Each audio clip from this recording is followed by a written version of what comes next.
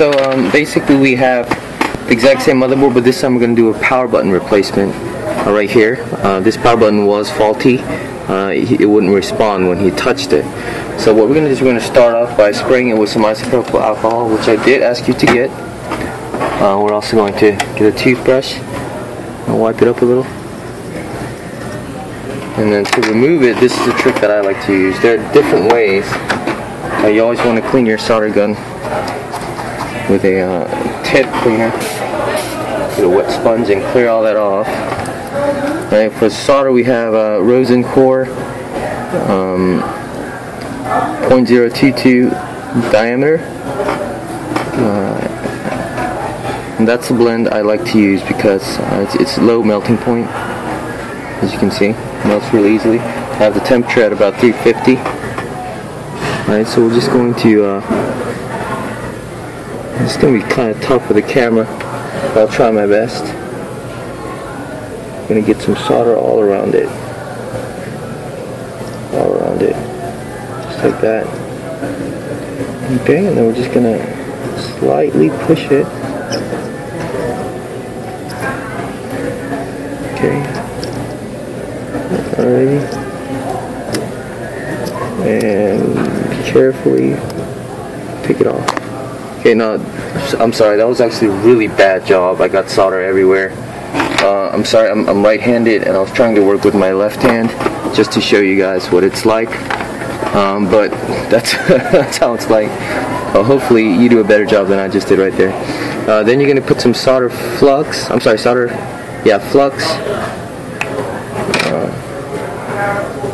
on there. Probably less than that, but once again, this is an instructional video, so I'm not too focused on getting the job done perfectly. I'm just focused on showing you guys how to do it. Okay, then we get some solder wick. I'm going to suck up all that excess solder. Okay. Like that.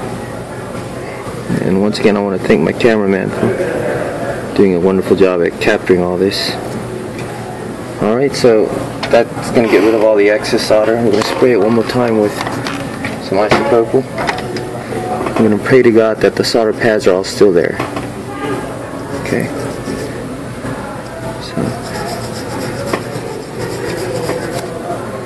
So it looks like they are still there. Let's spray it a little bit more.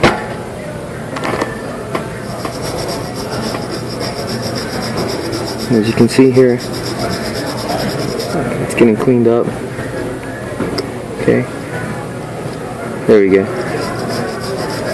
If you can get a good look at that, all the 3 solder pads are still there. The micro solder pads, we have 1, 2, 3 solder pads back on there. Okay, so to put a new power button or volume button on there, it's not that hard actually. You just and I'm just going to use the same one again. You place it back on.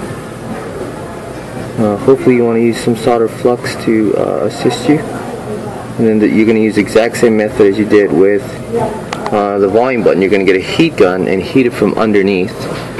Okay, and that'll stabilize it. Or if you don't have a heat gun, which I did ask you to get, by the way, then you can use some solder right here and then reapply. As I'm doing, you're going to secure it with these tweezers, and they're going to reapply the volume button. And once again, I'm sorry for the poor job, but as I mentioned, I'm not too focused on getting it done perfectly. I'm just focused on showing you what to do and how to do it. So when you do this, please don't do it as carelessly as I'm doing. Alright.